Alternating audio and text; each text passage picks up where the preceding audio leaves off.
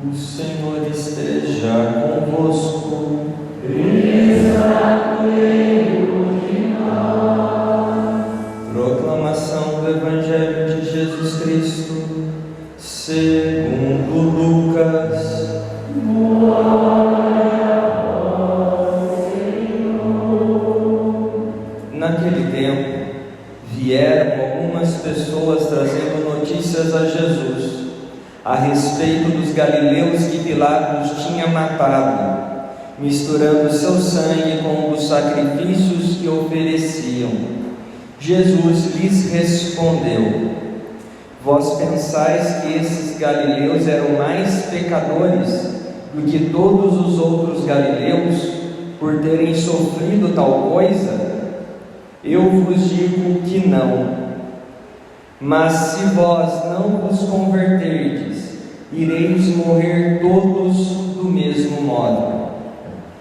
E aqueles 18 que morreram quando a torre de Siloé caiu sobre eles, pensais que eram mais culpados do que todos os outros moradores de Jerusalém? Eu vos digo que não.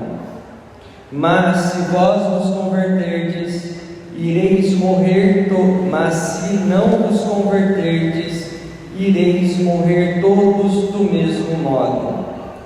E Jesus contou esta parábola. Certo homem tinha uma figueira plantada na sua vinha. Foi até ela procurar figos e não encontrou. Então disse ao vinhadeiro: Já faz 3 anos que tenho procurado figos nesta figueira e não encontro. Corta-a, porque está ela inutilizando a terra? Ele, porém, respondeu: Senhor, deixa a figueira ainda este ano. Vou cavar em volta dela e colocar adubo. Pode ser que venha a dar fruto. Se não der, então tu a cortarás. Palavra da salvação. Glória a vós, Senhor.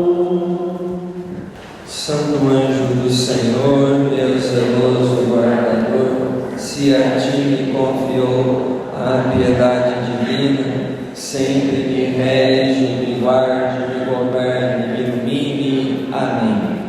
A cruz sagrada seja minha luz, não seja o dragão meu guia.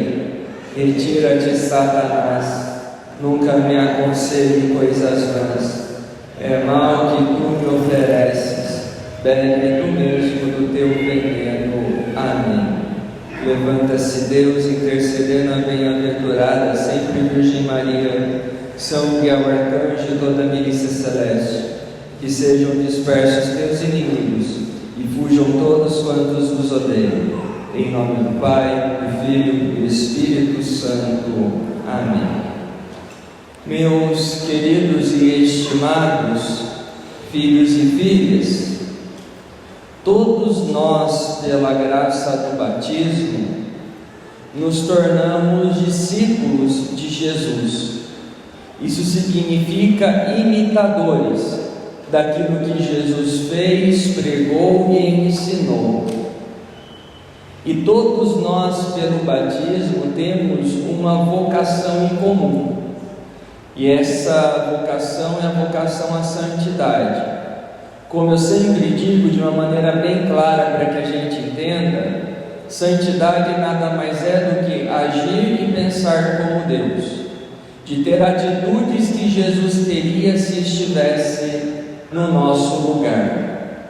E aí, como cada um de nós vai exercer essa vocação à santidade e colaborar na construção do reino de Deus, que nós fazemos parte, aí Deus concede a cada um uma missão particular. E essa missão pode ser realizada de várias maneiras: nas famílias, no ambiente de trabalho, se tornando religioso ou religiosa, buscando a vocação sacerdotal, nos nossos mais variados ambientes. E essa missão que Deus concede a nós é porque Deus confia que nós temos capacidade de realizá-la. E Deus não desiste, mesmo que tenhamos as nossas falhas, ou de alguma forma abandonar a missão que nos foi confiada por Deus. E o exemplo de que Deus não desiste de nós na missão que Ele nos confia, nós temos na primeira leitura de hoje, tirada do livro do Êxodo. Moisés estava ajudando seu sogro, mas só que se nós olharmos os capítulos anteriores, nós vemos que Moisés está junto do seu sogro, se casou, enfim, porque ele estava fugindo do Egito. Mesmo ele tendo sido criado ao lado do faraó, que seria o faraó e que assume o trono após a morte de seu pai. Então, mesmo Moisés tendo essa ligação, e por Moisés sabendo que havia cometido um delito grave, independente da situação ao qual ele se encontrava ali, então ele foge. Mas só que Deus tem uma missão para Moisés, e que nós sabemos que vai ser a libertação de Israel ali da escravidão do Egito. Mas só que Moisés tenta fugir e Deus começa a cercá-lo de todas as formas possíveis, até o momento que nós temos então a experiência com Deus na sarça, no Horebe, como nós estudamos aqui na leitura. E aqui é dito que o anjo do Senhor apareceu a Moisés, e ali a sarça pegava fogo, mas não se consumia. Nós precisamos entender que a expressão anjo do Senhor, dentro do contexto bíblico, não é simplesmente um mensageiro, mas é o próprio Deus que se manifesta ali. Tanto que, biblicamente, Moisés tem uma das experiências mais profundas com Deus que já foi narrada na história da salvação, onde mesmo Moisés tendo medo de olhar ali todo o acontecimento, Moisés é um dos homens onde pôde conversar com Deus face a face, cara a cara. Tudo isso para que Deus mostrasse a Moisés que, mesmo com o delito que ele havia cometido e estava realmente arrependido, Deus continuava a acreditar em Moisés. Deus continuava a acreditar na missão que havia confiado a ele. E aí, depois dessa experiência, sem dúvida, Moisés se abre a Deus. Eu disse que Moisés tem uma das experiências mais profundas com Deus, e nós temos a oportunidade de ter essa experiência ainda com mais profundidade. Como assim? Quando nós comungamos do corpo e sangue de Cristo, nós não conversamos com Deus face a face, mas falamos com Deus que está dentro de nós, que nós recebemos na comunhão eucarística. Então, tem hora que as pessoas ficam pedindo sinais demais para Deus e não dão valor naquilo que é essencial e na experiência profunda de Deus que nós temos ao comungar do corpo e sangue de Cristo.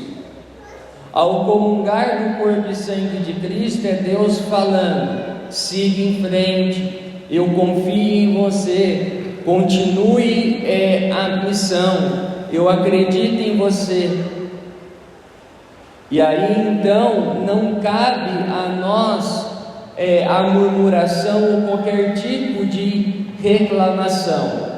E mesmo aqueles que infelizmente por seus motivos não podem comungar o Cristo Eucarístico, a experiência da comunhão espiritual também é uma experiência profunda de Deus, e também é uma forma de Deus dizer para nós que Ele não desiste de nós.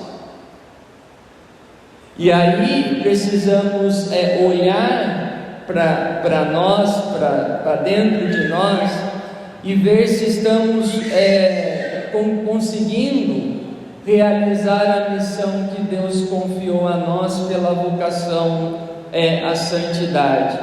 Se ofertamos os nossos dons, talentos e aptidões para poder colaborar na construção do reino de Deus, aonde nós nos encontramos, ou simplesmente somos omissos, ou reclamamos que não temos tempo, ou reclamamos que não conseguimos.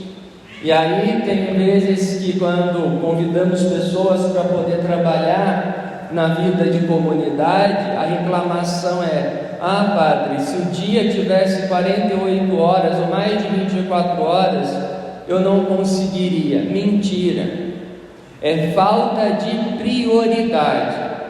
Porque se a gente olhar só nesse pequeno exemplo, quanto tempo nós perdemos simplesmente nas redes sociais, passando um feed de notícias nas redes sociais que nós temos. Quanto tempo, quantas horas do dia nós gastamos com isso? E aí vamos reclamar para Deus que não temos tempo de servir na comunidade, de ajudar na paróquia onde nós estamos, ou de ofertar um pouco do nosso trabalho, dos nossos dons e dos nossos talentos. E uma das coisas bonitas ainda na primeira leitura é quando Deus revela o seu nome, que para os judeus até hoje é impronunciável. Eu sou aquele que sou, para que o nome de Deus pudesse ser gravado nos corações e ser lembrado de geração em geração, tudo aquilo que Ele já fez e faz e também fará em favor do seu povo, em favor daqueles que se abrem a Ele. E um dos grandes problemas que nós temos é que infelizmente nós não estamos conseguindo transmitir como deveríamos toda essa experiência religiosa de Deus para as gerações futuras, para gerações que estão chegando ou que já estão no nosso meio. Nós, como cristãos, ou aqueles que se dizem cristãos, ou que são cristãos simplesmente porque foram batizados, nós vemos que infelizmente a história se repete com os mesmos erros, com os mesmos pecados. Mas por que isso acontece?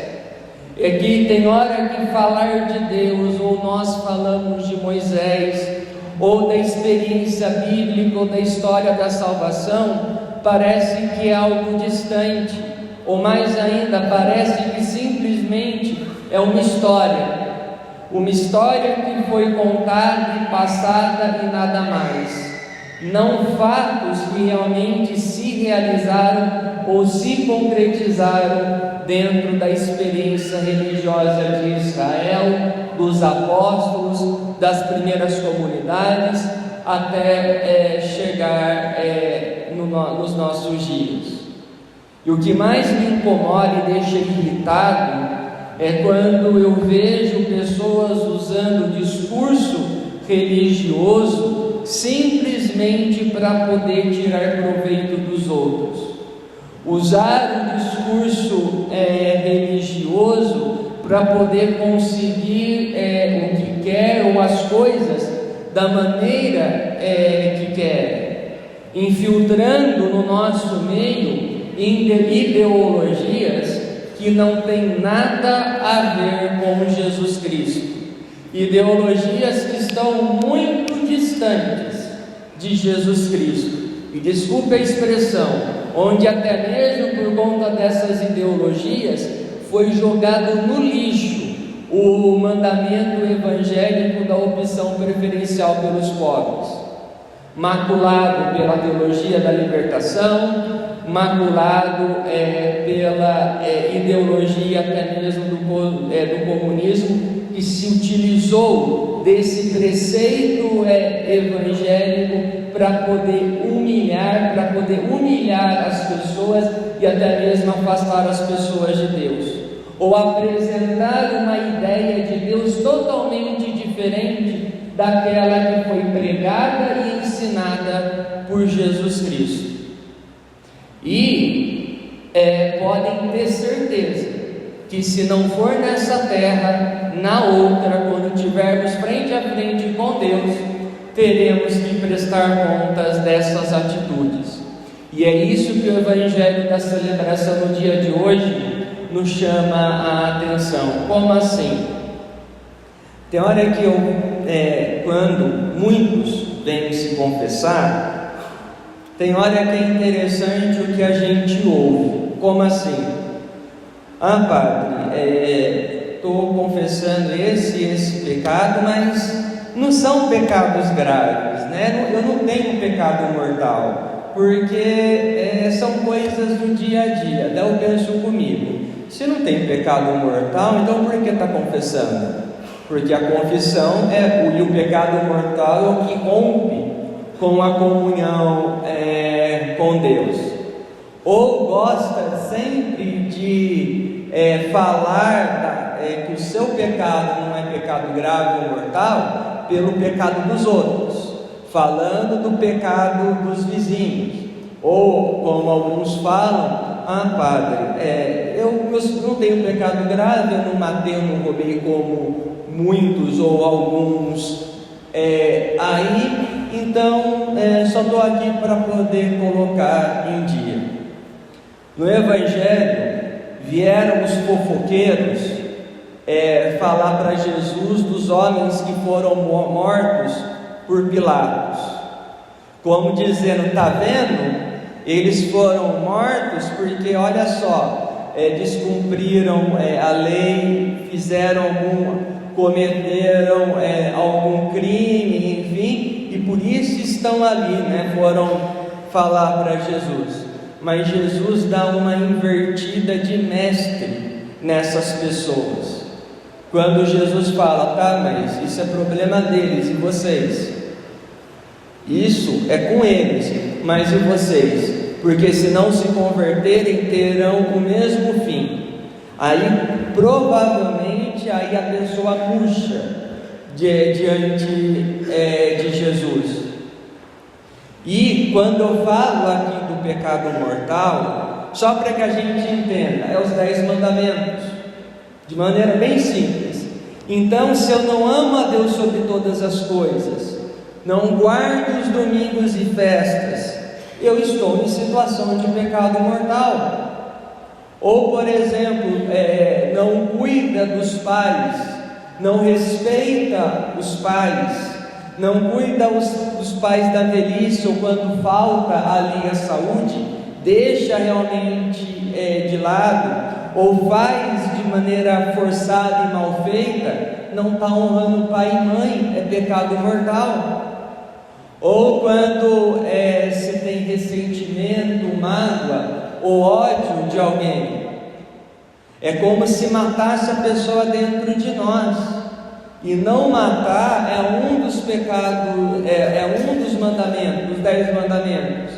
Então, ressentimento, mágoa e ódio é sinal, é pecado mortal.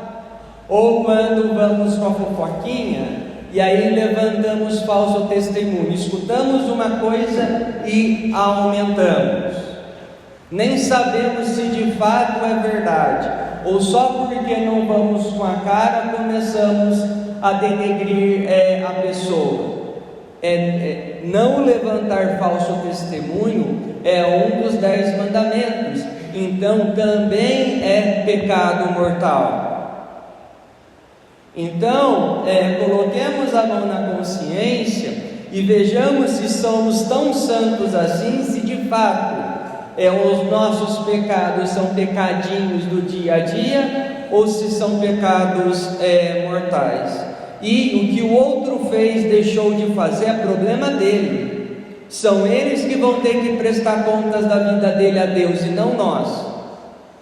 Quando a gente morrer e estiver frente a frente com Deus, Deus não quer saber o que seu pai fez, o que sua esposa fez, o que seu amigo fez, o que seu patrão fez. Ele quer saber de você, o que você fez ou deixou de fazer. E infelizmente nós até mesmo tentamos justificar os nossos pecados pelos pecados dos outros.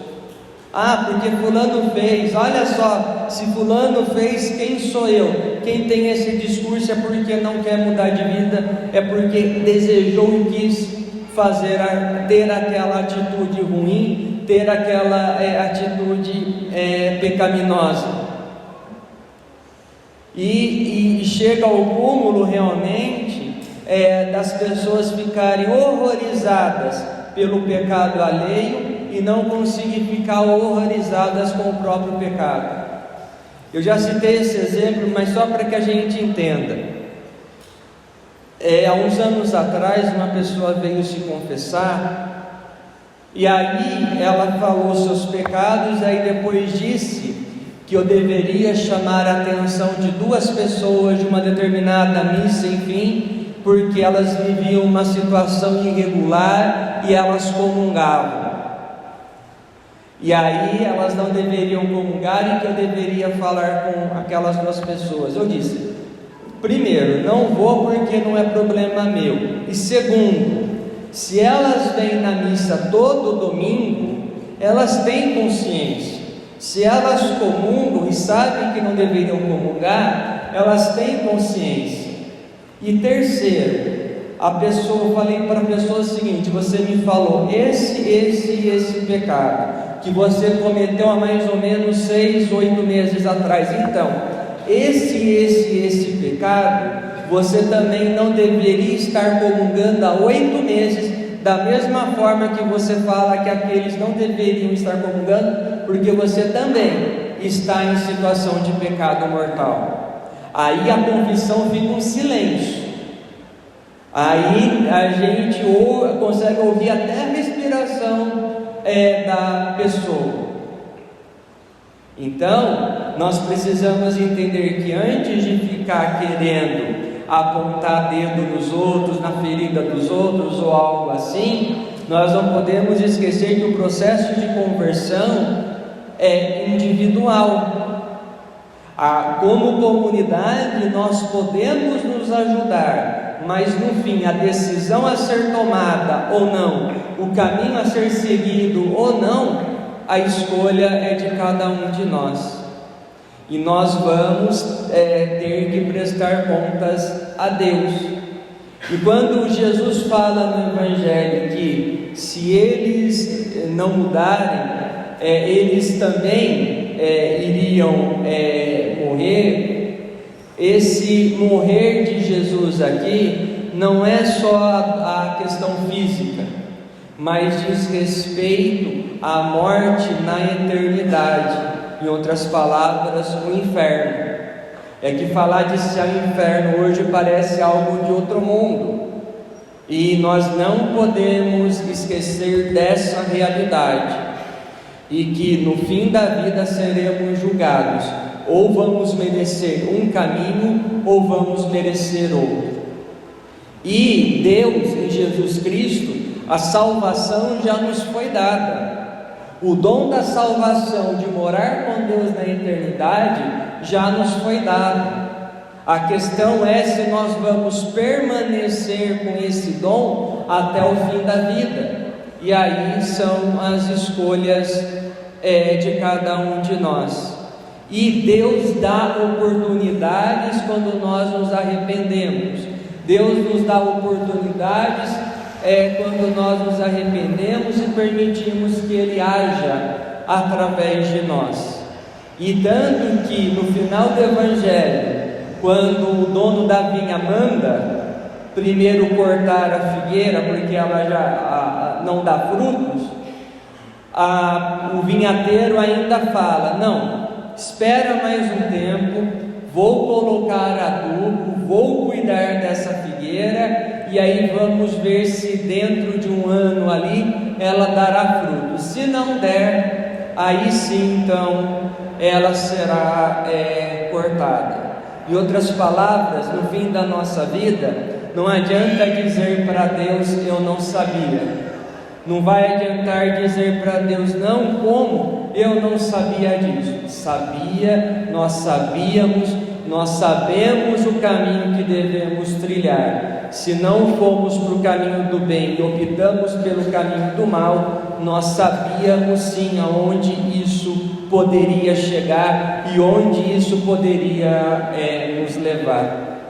Então, que realmente nesta Santíssima Eucaristia a nossa conversão possa ser sincera, que as penitências nesse tempo da Quaresma possa realmente nos transformar e nos fazer ficar cada vez mais próximos de Deus, e que através desse tempo de penitência da nossa conversão nós possamos ficar cada vez mais próximos da eternidade junto de Deus, e que a possibilidade do inferno possa se afastar cada vez mais de nós.